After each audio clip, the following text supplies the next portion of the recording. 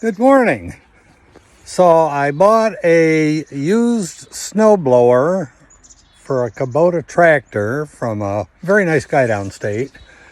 And when I got it, I did not get the holder to hold the chute adjuster. The chute adjuster is this arm for manual adjustment. And it has this arm that they nowhere in the instruction manual tell you how to put it on. So I went over to the Kubota dealership, and one of the gals there said, well, my husband has one.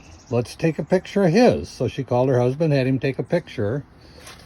Well, on the tractor, when you get it new, right here is orange tape. You do not even see that hole.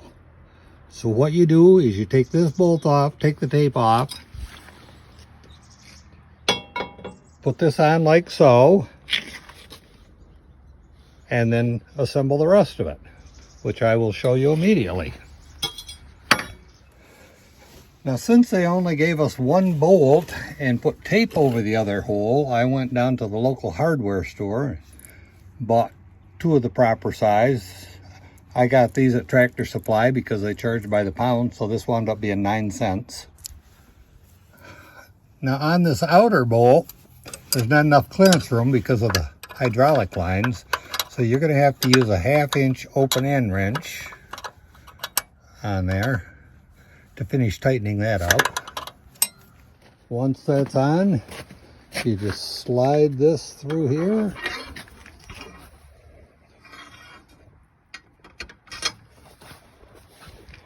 Run it down here until you decide how far you want it. There's a hole here for adjusting things. There are two different adjustment holes on this half of the rod, and you have to decide where you want it, how far up you want it, as far as out this way. So I placed mine there, and we're good to go.